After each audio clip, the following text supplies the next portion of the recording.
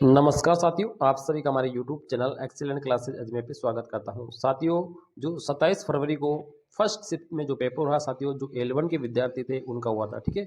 और L1 के विद्यार्थियों के लिए जो मनोविज्ञान के जो 30 प्रश्न आए थे साथियों, आज मैं उस 30 प्रश्नों की एक क्लास लाया हूँ साथियों। और ये सारे प्रश्न है साथियों, विद्यार्थियों को पूछ के बनाए गए हैं, उत्तर हमने यहाँ पे सर्च करके बनाए साथियों। साथियों, इसमें कोई प्रश्न अगर रह गया है तो आप मुझे कमेंट बॉक्स में जरूर बता दीजिए साथियों। और ये जो उत्तर है बिल्कुल सटीक रहने वाला है साथियों, एकदम सटीक उत्तर मैं आपको बताने वाला हूँ साथियों। आप अपने 30 प्रश्नों का आसानी से मिलान कर सकते हैं कि आपके कितने राइट हो रहे हैं साथियों, और मुझे कमेंट बॉक्स में जरूर बताइए साथियों। तो बिना कुछ देरी के शुरुआत करते हैं हमारे पहले प्रश्न से। और पहला प्रश्न हमारा इस प्रकार से था कि साथियों, ये प्रश्नों का क्रम अलग अलग हो सकता है, मैंने आपको क्रम एक बना दिया इसको, ठीक है। निम्न में से कौन सी प्रक्षेपण की विधि नहीं है? तो आपसे नहीं पूछी है, तो इसमें जो रेटिंग और स्केल वाला ऑप्शन था ना, ये एक प्रक्षेपण की विधि इसमें नहीं थी साथियों। और एक दूसरा प्रश्न था इस तरीके के, बालक की पूर्व संक्रियात्मक अवस्था में कौन सा गुण पाया जाता है? तो आपके अगर प्रतीकात्मक चिंतन अगर आपने राइट किया है तो आपका ऑप्शन बिल्कुल राइट रहने वाला साथियों, ठीक है। ये जीन पियाजे का जो सिद्धांत था उसमें ये ऑप्शन था। और एक प्रश्न हमारा था कि गिलफोर्ड का जो बुद्धि सिद्धांत है, ठीक है, उस बुद्धि सिद्धांत में जो भी शामिल नहीं है वो आपको बताना था। तो चार ऑप्शन में से जो विशेष घटक है ना वो गिलफोर्ड के सिद्धांत में नहीं आता है, बाकी जो तीन थे ना वो गिलफोर्ड के सिद्धांत के थे। और चौथा सवाल था कि एडीएचडी से युक्त छात्रों की कठिनाई को दूर किससे किया जा सकता है, ठीक है। तो इसका ऑप्शन देखो, अधिक चित्रों का उपयोग करके, अगर ये ऑप्शन था तो आपका बिल्कुल राइट था साथियों। अगर आपने भी टिक लगाया है तो आपका ऑप्शन बिल्कुल राइट रहने वाला है। और एक प्रश्न हमारा था कि जो बांडुरा का अवलोकन अधिगम का संबंध है ना वो किससे था, ठीक है। तो बांडुरा के ऑप्शन में अगर इस तरह का ऑप्शन था अनुभवजन्य अधिगम, अगर ये ऑप्शन था तो ये बिल्कुल राइट रहने वाला है। आपने भी अगर किया तो आपका बिल्कुल राइट रहने वाला है। और एक सवाल था कि अनुवांशिकता और पर्यावरणीय जो जनक यानी घटक होते हैं वो मतलब किस प्रकार से संबंधित होते हैं? तो वो गुणा में होते हैं, ठीक है। यानी अनुवांशिकता इंटू गुणा में, यानी दोनों गुणा में होते हैं क्या, ठीक। अगर आपका ऑप्शन गुणा आपने किया तो बिल्कुल आपका राइट रहेगा। और एक प्रश्न था साथियों के, मेस्लो के अभिप्रेरणा सिद्धांत में शीर्ष पर आवश्यकता कौन सी होती है, ठीक है। तो इसमें आत्म साक्षात्कार की जो आवश्यकता है वो सबसे शीर्ष पर रहती है। आपका ऑप्शन ये बिल्कुल राइट रहेगा। और एक प्रश्न हमारा था, क्रियात्मक अनुसंधान से संबंधित आपको कथन बताना था। तो इसमें जो गतिशील प्रक्रिया जो ऑप्शन था ये बिल्कुल आपका करेक्ट रहेगा साथियों, आप इसको मिलान कर सकते हैं। साथियों, इसका जो मास्टर पेपर है और उत्तर कुंजी है जल्दी ही वेबसाइट पे अपलोड कर दी जाएगी एक दो दिन के अंदर, और उसके बाद में सटीक आंसर मिल जाएंगे। लेकिन आप अभी अनुमान लगा सकते हैं कि आपके कितने राइट हो रहे हैं। और एक था कि ए लाभान्वित बालक के लिए सबसे बड़ी चुनौती क्या होती है?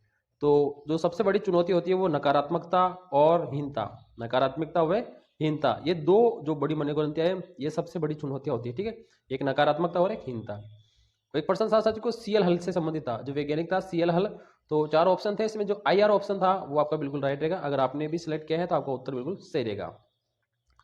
एक सवाल था साथियों इसमें कि वृद्धि और विकास से संबंधित आपको कथन बताना था।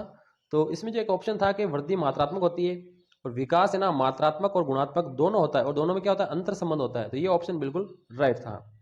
और एक सवाल था अभिसंज्ञान, ठीक है, यहाँ पे इसको थोड़ा ऐसे ऐसे लिख सकते अभिसंज्ञान, ठीक है। अभिसंज्ञान, ठीक है। अभिसंज्ञान में निगरानी का जो उपयुक्त कथन कौन सा था? तो कितने समय में वो याद कर सकता है, ठीक है, ये काम कर सकता है, ठीक है, कितने समय में वो काम कर सकता है, ये ऑप्शन था वो, ये बिल्कुल आपका राइट रहने वाला है। एक प्रश्न था कि निम्न में से व्यवहारवादी जो होते हैं उन्होंने यहाँ पे अधिगम के संबंध में एक महत्वपूर्ण अंक किसे माना था? तो उन्होंने पुनर्वलन को माना था। किसको? पुनर्वलन, रेनफोर्समेंट को, ठीक है। और एक सवाल था कि बर्ट के अनुसार शैक्षिक उपलब्धि का सूत्र आपसे पूछा था। तो ई ए बटा सी ए, ई ए बटा सी ए, जैसे ई ए बटा सी ए इंटू सो, ये वाला फॉर्मूला बिल्कुल करेक्ट था। अगर आपने ये वाला सेलेक्ट किया तो आपका उत्तर बिल्कुल सही रहेगा। एक प्रश्न था साथियों कि जेम्स ड्रेवर, यहाँ पे ड्रेवर है साथियों, यहाँ पे थोड़ा ध्यान रखना, ड्रेवर, ठीक है, ड्राइवर लिखा है। ड्रेवर के अनुसार प्रेरणात्मक जो कल्पना को कितने भागों में बांटा गया था, ठीक है, दो दो भागों में बांटा, कल्पनात्मक और सौंदर्यात्मक। ये ऑप्शन आपका बिल्कुल करेक्ट रहेगा। और एक सवाल था कि व्यक्तित्व में शामिल कौन सा नहीं है? तो स्थिर गठन है ना, ये व्यक्तित्व में शामिल नहीं रहेगा।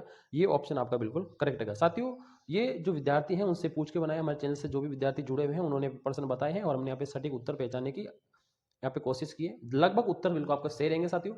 और 17वां हमारा सवाल था कि उपचारात्मक शिक्षण में सर्वाधिक प्रभावित कौन करता है? तो चारों ऑप्शन थे उसमें, जो कंप्यूटर है ना ये उपचारात्मक शिक्षण को सर्वाधिक प्रभावित करता है, इससे सबसे ज्यादा फीचर इसमें मिलते हैं। एक सवाल था कि करके सीखने के सिद्धांत पर कौन सी विधि है? तो जो प्रयोगशाला विधि है ना ये करके सीखने के सिद्धांत पर आधारित है। तो ये ऑप्शन आपका बिल्कुल करेक्ट रहेगा। और एक प्रश्न था साथियों के, मूल्यांकन में जो त्रिपदी प्रक्रिया है ना वो किसने दी, यानी किससे संबंधित है, तो ये ब्लूम ने दी। किसने? ब्लूम ने यहाँ पे त्रिपदी जो प्रक्रिया है वो मूल्यांकन के बारे में दी थी। और एक प्रश्न था, बालक समस्या के समाधान के लिए निजी भाषण, संभाषण, ठीक है, या भाषण या संभाषण भी आप बोल सकते हैं, वो किसका है? वाइगोस्की, ली वाइगोस्की, ठीक है, यहाँ पे ली अलग आएगा, वाइगोस्की अलग आएगा, वाइगोस्की, ठीक है, इस तरह का नाम था, ठीक है। और एक प्रश्न हमारा था 21वां साथियों के, कौन सा समायोजन तंत्र है ना वो हताशा को बाह्य स्रोतों पर होता है, यानी हताशा को बाह्य स्रोतों पर ले जाता है, तो बाह्य दंडात्मक, ये ऑप्शन आपका बिल्कुल करेक्ट रहेगा। अगर आपने चुना है तो आपका बिल्कुल राइट आंसर रहेगा। और एक प्रश्न था साथियों के 22वां, सतत और व्यापक मूल्यांकन में व्यापक संबंध किसका होता है, तो एक ऑप्शन था शैक्षिक और शेष शैक्षिक समग्र विकास, जिसमें संज्ञानात्मक और शारीरिक आदि होते हैं, ये वाला ऑप्शन बिल्कुल आपका राइट था साथियों, आपने भी चुना है। साथियों एक प्रश्न था, आरटी में शिक्षक के कर्तव्य में कौन सी धारा थी, तो 29 नंबर की जो धारा है, तो सबसे बड़ी धारा उसमें जो भी लिखी हुई थी वो आपका उत्तर था, तो यहाँ पर इसका थोड़ा सटीक प्रश्न नहीं मिला था। एक प्रश्न था साथियों के, पिछड़े बालकों की क्या विशेषता होती है, तो पिछड़े बालकों की विशेषता आप सभी जानते हैं कि औसत मानसिक वर्ग से निम्न सीमा होती है, ठीक है, जो औसत बालक होते हैं उससे भी क्या होते हैं, निम्न सीमा, तो ये ऑप्शन आपका बिल्कुल करेक्ट रहा था, आपने अगर चुना है तो आपका बिल्कुल राइट रहने वाला है। एक सवाल था कि अधिगम की जो मूल क्षमता होती है, यहाँ पे क्षमता ये से लिखा, ठीक, मूल क्षमता और योग्यता में शामिल कौन होता है, तो जो छात्र और शिक्षार्थी होते हैं उसमें अंतर्निहित क्षमता होती है, ठीक है, ये ऑप्शन आपका बिल्कुल करेक्ट रहेगा अगर आपने ये चुना है तो। 26वां सवाल ऐसा था कि साथियों कि किसी दूसरे के व्यवहार को स्वयं के द्वारा अपनाने की प्रक्रिया को हम क्या कहते हैं, तो पहचान वाला जो ऑप्शन था ना वो आपका बिल्कुल करेक्ट रहेगा साथियों। इसके अलावा और भी कई सारे जो नाम थे उसमें। एक प्रश्न था साथियों इसमें कि गार्डनर के अनुसार बहुबुद्धि जो सिद्धांत दिया उन्होंने गार्डनर ने, उसमें विद्यालय में किसका उपयोग कर सकते हैं, ऐसा कोई ऑप्शन था शायद, प्रश्न था उसमें लिखा था कि जो विविध तरीकों का उपयोग है ना, कला संगीत नृत्य इसमें किया जा सकता है, ये ऑप्शन अगर आपके था तो ये आपका बिल्कुल करेक्ट रहने वाला है। और एक प्रश्न था एनसीएफ, ठीक है, एनसीएफ जो था, ठीक है, 2005, उसका मूल उद्देश्य क्या था कि बिना बोझ की शिक्षा, बिना बोझ के, ये वाला ऑप्शन आपका बिल्कुल करेक्ट रहेगा अगर उसमें हाँ था। और 29वां हमारा सवाल था कि विकास किस प्रकार से होता है, मस्तकोन्मुखी जो विकास है ना वो कैसे होता है, तो वो विकास है ना सिर से पैरों की ओर होता है, ये ऑप्शन आपका बिल्कुल करेक्ट रहेगा। एक था कि हरबटी पंचपदी के सोपानों का नाम किसने, यानी सोपानों को नाम किसने दिया, तो जिल्लर ऑप्शन था, तो वो आपका चलेगा, ठीक है, वैसे हड़बड़ था लेकिन इसमें नाम के सोपान किसने दिए, तो वो जिल्लर ने दिए थे, ये वाला ऑप्शन था, ठीक है साथियों। ये यहाँ पे मनोविज्ञान के 30 महत्वपूर्ण प्रश्न थे साथियों, यहाँ पर कौन सा प्रश्न मैंने छोड़ दिया है और कौन सा नहीं जोड़ा है तो आप जरूर कमेंट बॉक्स में मुझे बताइए साथियों, मैं अलग से इसकी वीडियो बना दूंगा साथियों। और आपके कितने राइट हो रहे हैं 30 में से, आपके कितने 30 हो रहे हैं साथियों, ये आप जरूर मुझे कमेंट में बताइए। थैंक यू, धन्यवाद।